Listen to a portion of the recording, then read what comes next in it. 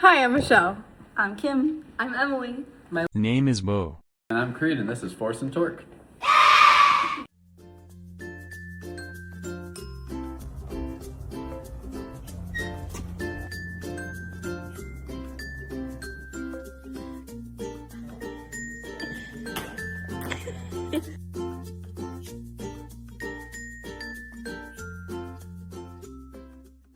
Oh, hey there. I know you guys are confused, but if you follow me, we'll get you to where you're going. Have you ever thrown a ball, opened a door, or used a wrench? Well, then you've interacted with torque. What is torque? Torque is a twisting or turning force that causes objects to rotate. It can also be explained by the equation here, but let's break that down. This symbol represents torque. It is also known as the Greek letter tau. It is measured in Newton meters. This is F. It represents the magnitude of the force causing torque, measured in newtons.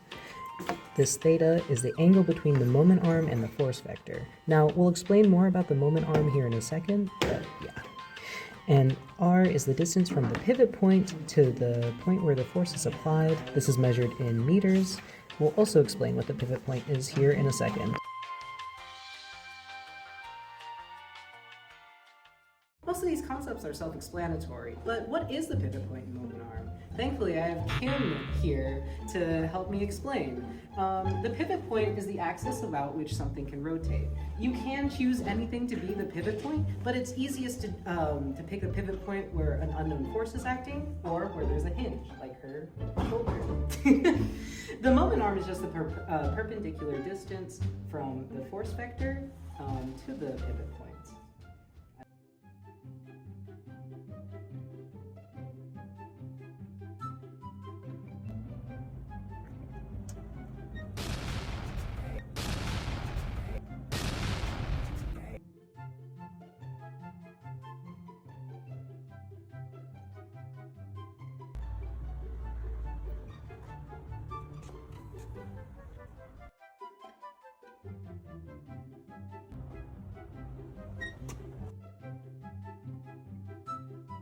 Going back to the door example, there's a pivot point on the hinge on the door.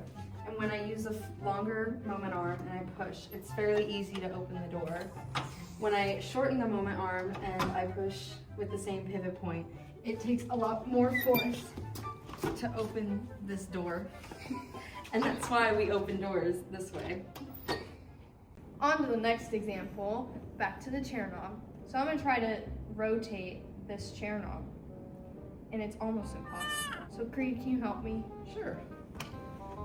Now, with the wrench around the pivot point, chair knob, he has a really long moment arm compared to me just grabbing onto it. And it's so much easier. Show me. So much easier.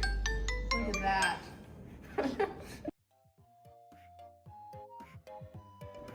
Hey guys, we're going to explain force and torque with very, very lightly with some throwing dynamics. So go ahead, Michelle, throw the ball slowly for us. So with a slow throw, there's a small amount of force that's coming from this short moment arm of her muscles down to here, right? When she throws it faster,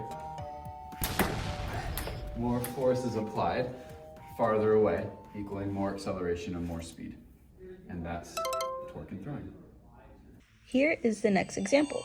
As Michelle pulls and kind of pushes me and spins me on a chair with wheels from the end of my arm, it is easier to spin me. And that's because the force that Michelle uses is further away from the pivot point, which is where I'm sitting, creating more torque.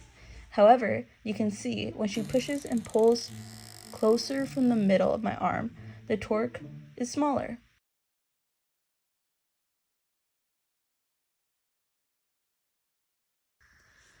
Here is another example of torque.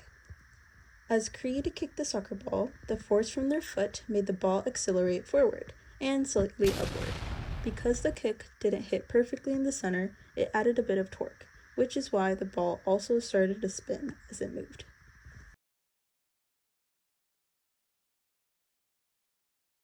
Like, subscribe, and stay tight. Not too tight. We don't want another torque-cident.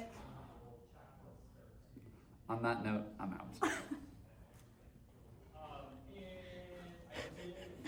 out.